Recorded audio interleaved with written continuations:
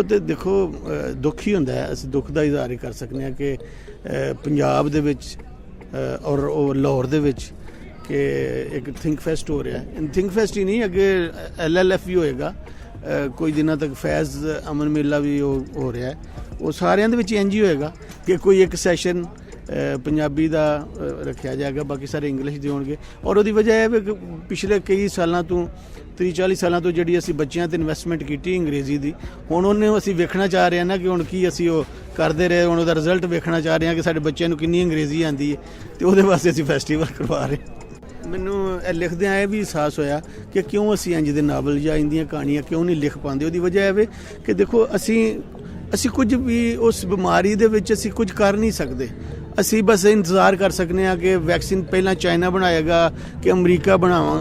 ਅਗਰ ਮੈਂ ਅਮਰੀਕਾ 'ਚ ਜਾਂ ਚਾਈਨਾ 'ਚ ਰਹਾਂ ਤਾਂ ਫਿਰ ਮੈਂ ਉੱਥੇ ਹੋਰ ਤਰ੍ਹਾਂ ਲਿਖਾਂ ਕਿ ਹੁਣ ਇੰਨਾ ਕੰਮ ਹੋ ਗਿਆ, ਹੁਣ ਤਾਂ ਮੈਂ ਖਬਰ ਹੀ ਸੁਣਨਾ, ਅਫਵਾਹ ਹੀ ਸੁਣਨਾ। ਅਤੇ ਇੱਕ ਪੈਰਾਸਾਈਟ ਜੇ ਹੈ ਨਾ, ਅਸੀਂ ਇੱਕ ਤਫੈਲੀ ਜੇ ਲੋਕ ਹਾਂ, ਕੀ ਹੋ ਰਿਹਾ। ਅਸੀਂ ਉਹ ਜੋ ਕੁਝ ਦੁਨੀਆ ਦੇ ਵਿੱਚ ਡਰਾਮਾ ਜਾਂ ਖੇਡ ਜੋ ਕੁਝ ਹੋ ਰਿਹਾ, ਅਸੀਂ ਉਹ ਵੇਖਣ ਵਾਸਤੇ ਅੰਦਰ ਗਰਾਊਂਡ ਵਿੱਚ ਵੀ ਨਹੀਂ ਦਾਖਲ ਹੋ ਸਕਦੇ। ਅਸੀਂ ਬਾਹਰ ਟਿਕਟ ਨਹੀਂ ਮਿਲੀ ਸਾਨੂੰ ਅੰਦਰ ਜਾ ਕੇ ਵੇਖਣ ਦੀ। ਇਹ ਵੀ ਜਿਹੜਾ ਕਰੋਨਾ ਵਾਲਾ ਹੁਣ ਜੋ ਦੱਸਿਆ ਜਾ ਰਿਹਾ ਕਿ ਇਹਦੇ ਪਿੱਛੇ ਵੀ ਬਹੁਤ ਕੋਈ ਡਰਾਮਾ ਜਾਂ ਸਾਜ਼ਿਸ਼ ਜਾਂ ਜੋ ਕੁਝ ਵੀ ਸੀ, ਅਤੇ ਅਸੀਂ ਉਹਨੂੰ ਫਿਰ ਉਸ ਤਰ੍ਹਾਂ ਹੀ ਲਿਖ ਵੀ ਨਹੀਂ ਪਾਉਂਦੇ ਨਾ ਬਹੁਤ ਜ਼ਿਆਦਾ।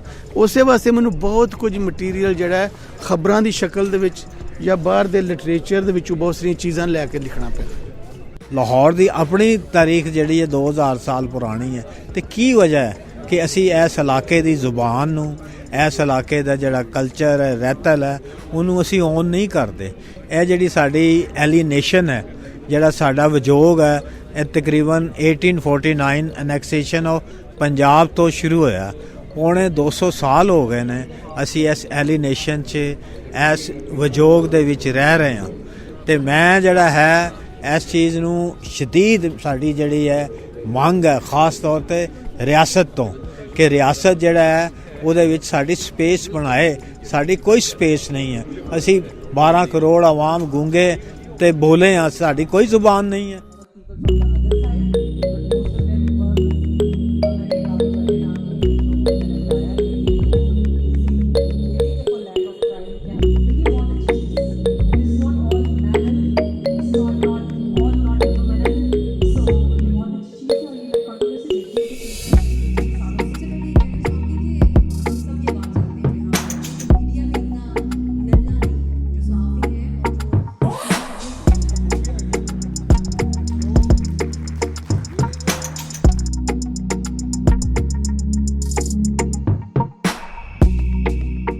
पाकिस्तान में मोहम्मद अली जिन्ना का जो इमेज बना के पेश किया जाता है वो ये है कि वो हिंदुस्तान भर के जितने भी मुसलमान थे उन सब के वो लीडर थे। क्या ये बात सही है? इकलौते लीडर? हाँ, ये कहा जाना चाहिए कि जिन्ना साहब बनना ये चाहते थे और वो आखिर में बन गए, क्योंकि वोट तो फिर उन्होंने लिया ना सब मुसलमानों से पाकिस्तान के हक में। तो ये अगर कोई क्लेम करता है, मैं कहता हूँ ये उनकी ख्वाहिश थी जो उनकी पूरी हो गई है, ऐसे मुझे कहना चाहिए। कैसे पूरी हुई उनकी ख्वाहिश? उन्होंने हिंदुओं के ख़िलाफ़ और इंडिया के ख़िलाफ़, हिंदू कांग्रेस के ख़िलाफ़ कहा कि ये हिंदू राज आ रहा है और मुसलमानों का सत्यानाश हो जाएगा, इस्लाम का निस्त व नाबूद ख़त्म हो जाएगा। इस डर पे उन्होंने लोगों को कहा कि पाकिस्तान में आए, हम आपके लिए रियासत मदीना की तरह की एक इंसाफ बेस्ड रियासत बनाएंगे। सर, एक नैरेटिव उन्होंने भी बना लिया। नहीं, ये उन्होंने बनाया था, ये बाद में इमरान खान और ये तो उसकी बैड कॉपीज़ हैं, बट बेसिकली ये नैरेटिव जिन्ना साहब का है। सर, इसमें बड़ी इंपॉर्टेंट बात यह है कि जब हम सब कॉन्टिनेंट की हिस्ट्री को देखते हैं पार्टीशन से ज़रा पहले, तो जो एक बाइनरी नज़र आती है वो हिंदू और मुसलमानों की नज़र आती है। लेकिन fact of the matter is कि वो हिंदू और मुस्लिम एलीट की बाइनरी है, जिन्ना और गांधी की बाइनरी है। इसके अलावा एक बहुत बड़ा नाम जो एक रियल जो ग्राउंड के साथ जुड़ा हुआ था, अम्बेडकर साहब की मैं बात कर रहा हूँ। अम्बेडकर साहब की रेजिस्टेंस के कॉन्टेक्स्ट में देखें तो ये हिंदू वर्सेस मुस्लिम पॉलिटिक्स कहाँ स्टैंड करती है? एक्चुअली अम्बेडकर ने एक किताब लिखी थी पाकिस्तान को एक्सप्लेन करते हुए और कहा था दे दो इनको पाकिस्तान, क्योंकि और बल्कि मुसीबत अम्बेडकर की वजह से पैदा हुई। उन्होंने कहा कि मुसलमान जो हैं ये कभी गैर मुस्लिम के साथ ना दोस्ती कर सकते हैं ना भाईचारा कर सकते हैं। तो इनको आप पाकिस्तान दे दो वरना हिंदुस्तान का सत्यानाश हो जाएगा. This is what Ambedkar said. तो उनकी आर्गूमेंट को जिन्ना साहब ने भी इस्तेमाल किया और फिर अंग्रेज़ों ने भी इस्तेमाल किया पार्टीशन करने के लिए. जो चीज़ किसी ने नहीं कही और मैंने किताब में शो की है कि अंग्रेज़ों ने आखिरी मौके पे पाकिस्तान को मुसलमानों के प्यार के लिए नहीं और हिंदुओं की दुश्मनी के लिए नहीं बनाया. उन्होंने इसको बनाया था कि फ्रंट लाइन स्टेट कम्युनिज्म को रोकने के लिए एक इस्लामिक स्टेट बनाई जाए. मैंने वो पूरी रेफरेंस दे दी है ब्रिटिश मिलिट्री की अपनी 3, 4, 5, 6 डेट जनवरी 1940 में ये मिले हैं मुंबई में जिन्ना साहब के घर. परियार साहब भी साथ थे.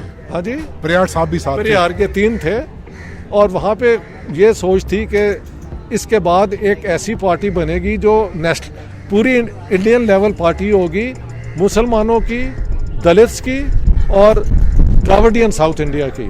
और ये तीनों मिलके उतने ही हो जाएंगे जितने के कांग्रेस के साथ हिंदू हैं. तो जिन्ना साहब ने इन दोनों की छुट्टी करा दी और वो बड़े उनका दिल टूटा. बाद में फिर अम्बेडकर ने कहा कि मुसलमान किसी को अपना दोस्त नहीं समझता. उसके बाद उन्होंने ये बड़ी पेसिमिस्टिक बात की है, वरना वो गए थे कि हम मिलके एक पार्टी बनाएंगे. और मज़े की बात है 16 जनवरी 1940 को गांधी जी ने लिखा है अपना जिन्ना को कि आप ही वो वाहिद लीडर हैं जो आप कहते हैं मुसलमान सारो आप साथ लें, आप जितने जो दलित हैं उनको साथ लें और ये द्राविडियन जो हैं इनको मिला के एक पार्टी बनाएं कांग्रेस की टक्कर की, लेकिन इंडिया की आज़ादी के लिए काम करें. जिन्ना साहब ने रिफ्यूज़ कर दिया. हिंदुस्तान में अगर देखा जाए तो एक लोअर कास्ट मुस्लिम्स भी है और एक अपर कास्ट मुस्लिम्स भी है. ये कहीं जो डिवीजन है जिन्ना साहब को रोकती रही कि वो जो अवाम है, जो वाक़तन जो यहाँ के लोकल्स हैं उनको रिप्रेजेंट करें बजाय सिर्फ यूपी के जागीरदारों को रिप्रेजेंट करने के. ये तो आप उनसे पूछ सकते हैं, उन्होंने किया ही कुछ नहीं किसी और के लिए. वो तो जो एलीट की पॉलिटिक्स करते रहे हैं और एलीट के जो डर थे कि हिंदू हम पे छा जाएंगे, ये हो जाएगा, वो उसी की बुनियाद पे उन्होंने पाकिस्तान लिया है. वरना जो पसमानदा मुसलमान जिन्हें कहा जाता है वो तो सारे वहाँ ही छोड़ आए आप. तो सर मैं बहुत सारा टाइम ले लिया, मैं कंक्लूड कर लूँ इस बात को. पाकिस्तान बन गया और ऑल इंडिया मुस्लिम लीग को वो मिल गया, लेकिन हमने देखा कि यहाँ पे एक नई क्लास बनी. एक जो यूपी से बहुत ही मुट्ठी भर यहाँ पे आए लोग और यहाँ की जो एक पंजाबी लीड थी उनके गठजोड़ से एक पावर स्ट्रक्चर बना.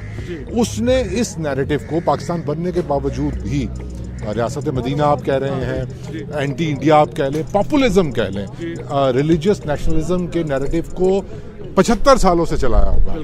इसकी क्या ज़रूरत बचती है जब आपके पास अपना एक इंडिपेंडेंट मुल्क है? मैंने कहा है कि जब आप एक आइडिया दे दें वो आइडिया आपके बस में नहीं होता, आपके ज़हनों में लोगों के बैठ गया है. और यू कांट देखें ना, अब 3 कॉन्स्टिट्यूशंस बनी, उसके बाद ब्लेसफमी लॉ पे कानून बना, एमडी कम्युनिटी को गैर मुस्लिम करार दिया. ये किसने किया? हमारे लिए पार्लियामेंट्स ने तो किया है ना. क्योंकि जब आप पाकिस्तान के इस्लाम के नाम पे स्टेट बनाएंगे तो आप वहाँ से भाग नहीं सकते. You are caught into that framework you have created.